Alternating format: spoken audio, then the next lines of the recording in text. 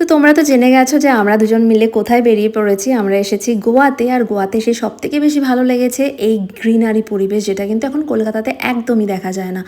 কেননা এখানেও যেরকম বৃষ্টি হচ্ছে কলকাতাতে, তেমন কিন্তু ওখানেও বৃষ্টি হচ্ছে গোয়াতে। তার থেকেও বেশি ভালো লেগেছে এই জোয়ারি ব্রিজটা, যেটা কিন্তু নর্থ গোয়া থেকে সাউথ গোয়াকে কানেক্ট করেছে। আর আমরা ছিলাম বাসে, বাসটা প্রোভাইড করেছিল হোটেলে যখন আমরা পৌঁছে গেলাম, দিয়েছিল একটা ওয়েলকাম ড্রিঙ্কস, যেটা আমি ট্রাই করিনি। পরে শুনলাম ওটা ভীষণই টেস্টি ছিল, বাট বাই দ্য ওয়ে কী করবো, তার জন্য আমি নিয়েছিলাম ডাবের জল, এটাও কিনা ওয়েলকাম ড্রিঙ্কস হিসাবেই ওরা দিচ্ছিল। তো আমার দেখা দেখি আমার হাজব্যান্ডও নিয়েছিল একটা ওয়েলকাম ড্রিঙ্কস হিসাবে ডাবের জল, যেটা ওর খুবই প্রিয়, আমারও খুব ভালো লেগেছে, বাট ভীষণ ঠান্ডা। তো যাই হোক, আমরা রুমে চলে গেছিলাম, কারণ প্রচুর মানে টায়ার্ড লাগছিল। হতে পারে আমরা ফ্লাইটে ট্রাভেল করেছি, বাট প্রচণ্ড টায়ার্ড লাগছিলো, কেন বলতে পারবো না। তো এই হলো আমাদের ওয়াশরুম, মানে টয়লেটটা। তো রুমে ঢোকার পরে তোমরা প্রথমেই দেখে নাও রুমটা কি সুন্দর, নিট অ্যান্ড ক্লিন, আর প্রচণ্ড কি বলবো, এটা মানে নস্টালজিয়া বলতে পারো। ফ্লোরটা উডেন, ফার্নিচারগুলো উডেন, প্রচণ্ড নিট অ্যান্ড ক্লিন, অ্যাসিডিক টাইপের। আর তার থেকেও বেশি ভালো লাগছিলো হোটেলের এই ব্যালকনিটা, যেটা কিনা ভীষণ সুন্দর।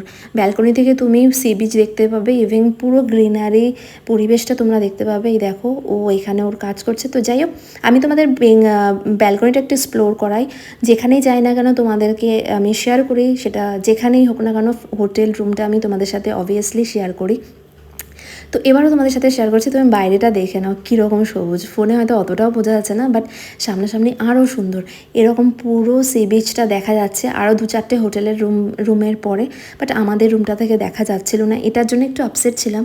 বাট যাই হোক, কোনো ব্যাপার নেই। আর চেয়ার দুটো দেখো কত বড়, আর কোনো ব্যাপার নেই। তার কারণ হচ্ছে আমরা হোটেলে বেশিক্ষণ, মানে রুমে আমরা বেশিক্ষণ টাইমে স্পেন্ডই করতে পারিনি, সারাক্ষণ আমাদের লাঞ্চ, ডিনার আর কনফারেন্স হলেই কেটেছে।